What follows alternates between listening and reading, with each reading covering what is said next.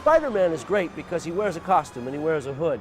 But the key to this is to get all of the nuances that come from the real character in terms of his lighting, his body language, personality of his motion, all of the things that really are subliminal cues to the audience that this is a live character as opposed to an animated character. One of the first things that we did was to look at the comics, look at who Spider-Man is in the comics, how he moves. Initially, we were trying to incorporate some of those poses, some of the signature Spider-Man moves and poses that we're all familiar with from the comics, into the animation. In the movement of Spider-Man, to be true to the notion that he couldn't exactly figure out how to use that power that he had.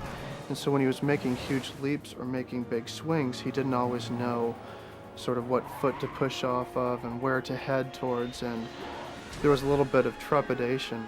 And there's a couple scenes where he starts to leap off and flies towards a building, but at the very last minute sort of corrects himself and veers away.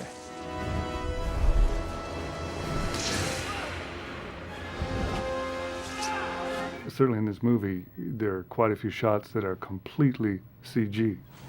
The whole city is CG, everything.